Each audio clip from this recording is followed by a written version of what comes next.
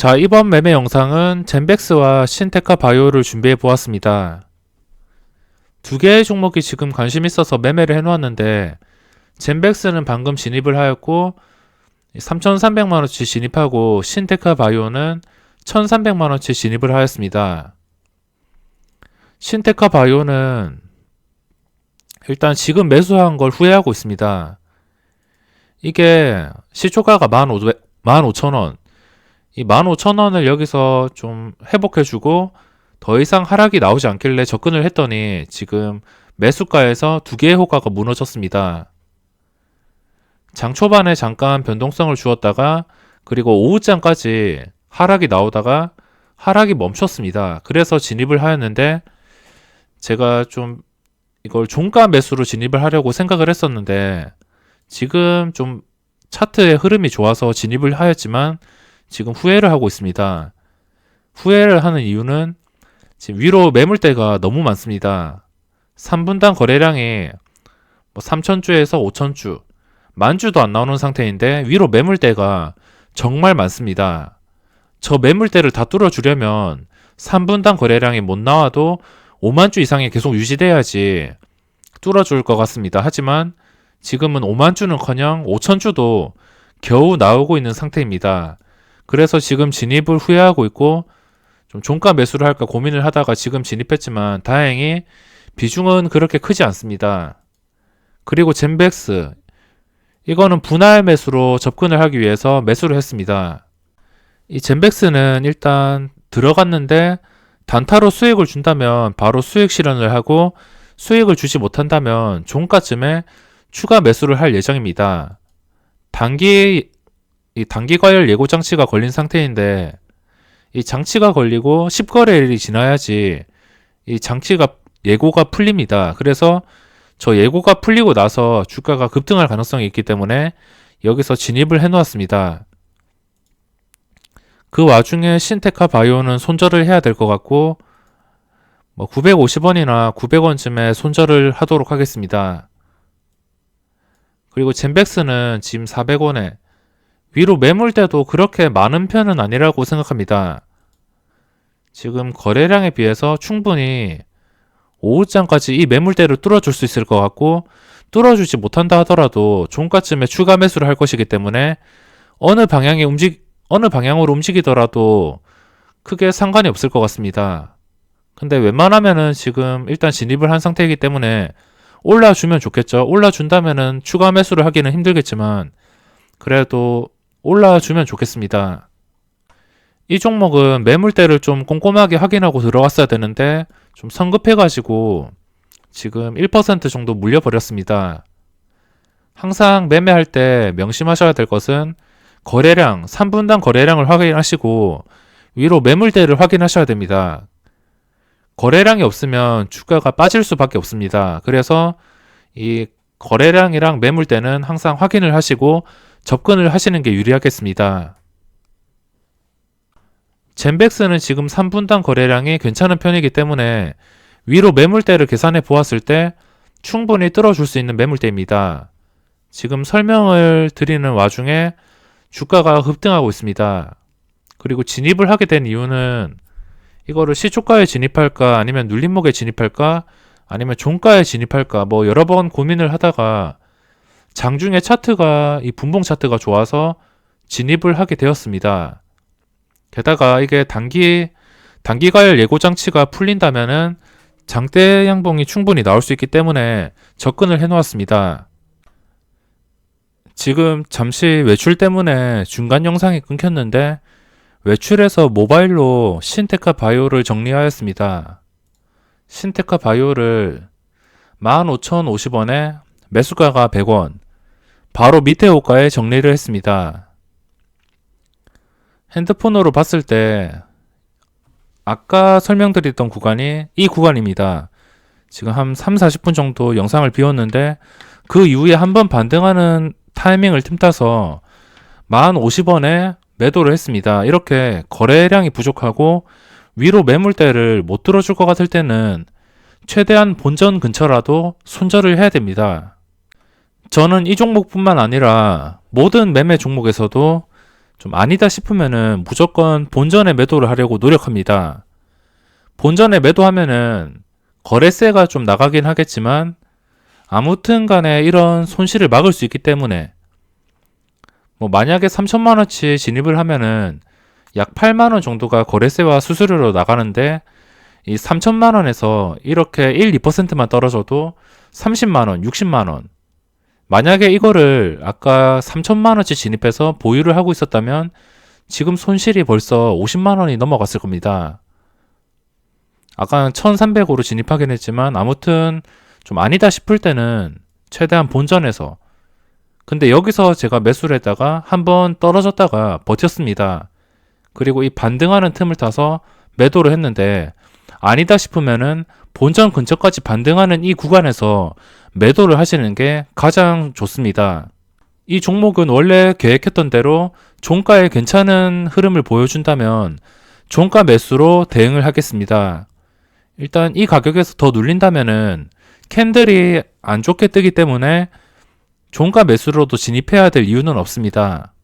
항상 시초가 위에서 마감한다면 시초가가 어떤 가격이든 중심이 될 수 있습니다. 어떤 종목에서 매매하든 간에 시초가가 중심이기 때문에 이 시초가에 대해서도 잘 알아두셔야 됩니다. 그리고 젠백스가 아까 외출하기 전이 이쯤이었는데 반응을 줄 때였는데 34,000원까지 반응을 주었다가 지금도 이 근처 가격을 유지해주고 있습니다. 이거는 단타 목적이 아니었고 만약에 단타로 한 2, 3%가 순식간에 발생한다면 매도할 예정이었지만 지금은 1%입니다. 그러니까 나중에 종가쯤에 가격이 좀 괜찮다 싶으면 추가 매수를 하던가 아니면 계속 들고 가던가 그렇게 대응을 하겠습니다. 중간에 한번 시세를 줬고 두 번이나 음봉이 나왔습니다. 이때 한 번, 그리고 이때 한 번. 중간에 이런 식으로 큰 음봉이 나오면 긴장을 해야 됩니다. 단타 목적으로 접근했을 때 이런 봉이 뜨면은 무조건 도망가는 게 좋습니다. 일단 지금 단타 목적이 아니라서 보유를 어쩌다가 한 상태이고 그리고 밖에 나가서 핸드폰으로 본다고 좀 정확한 판단을 하기가 힘들었습니다.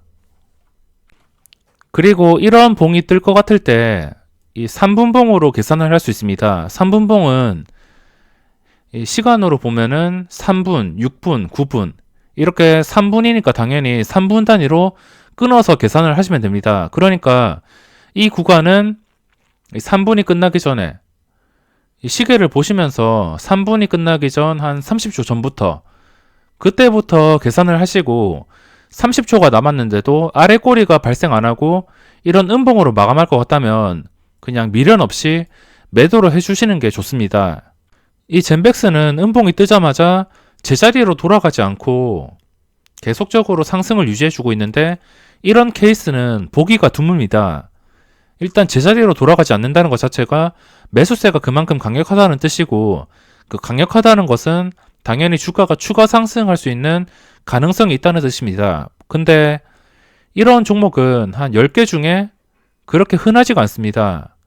10개 중에 한 7, 8개는 이런 음봉이 나온 뒤에 폭락, 거래량이 뚝 끊기면서 폭락을 합니다. 지금 변동성 완화 장치로 설명을 해드린다면 항상 거래량이 몰리는 시점에서 제자리로 돌아가는 종목들이 상당히 많습니다.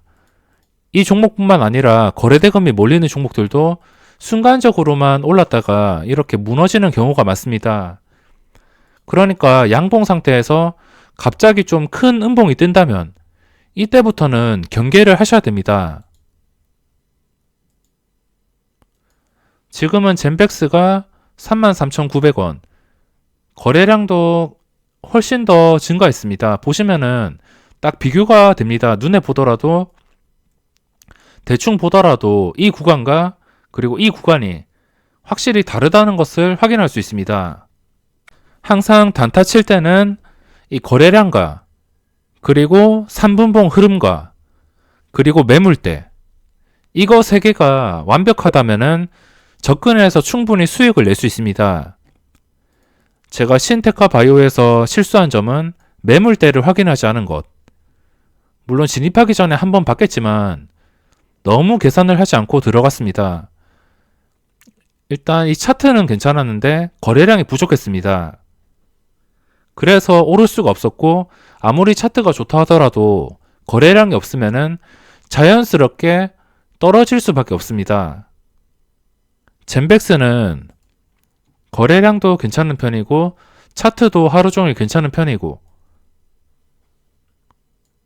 그리고 거래량에 비해서 매물대가 괜찮은 편입니다. 어떤 방식으로 종목을 찾는다 하더라도 거래량과 이 매물대를 비교해 주는 것은 필수입니다. 그럼 제가 편하게 한번 비교를 해보겠습니다.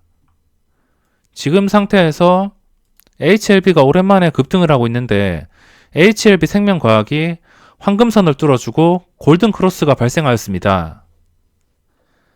이런 상태에서는 일단 거래량이 올라온 상태이고 차트가 예쁘고 3분단 거래량도 활발하기 때문에 위로 매물대는 걱정이 될 게 없습니다. 위로 4만 주가 있든 8만 주가 있든 거래량이 이렇게 받쳐주고 있기 때문에 문제가 될 게 없습니다. 그래서 오늘 주도주는 HLB 그리고 HLB 생명과학, 이게 변동성이 좀 더 크기 때문에 이게 대장주라고 할 수 있습니다. 둘 다 지독한 하락이 끝이 나고 이 종목은 황금선을 회복하지 못했지만 생명과학은 황금선을 회복해 주었습니다. 그럼 다른 종목이랑 한번 비교해 보겠습니다. 하락하는 종목은 볼 필요가 없고 신테카 바이오는 위로 매물대가 상당히 많습니다. 저 정도 매물대라면 이 거래량이 활발하게 일어나던가 아까처럼 제가 진입했을 때처럼 황금선 위에서 거래가 되고 있어야 됩니다. 하지만 지금 상태에서는 하락하는 상태에서 거래량이 붙었을 뿐 황금선 아래이기 때문에 접근해야 될 이유가 없습니다.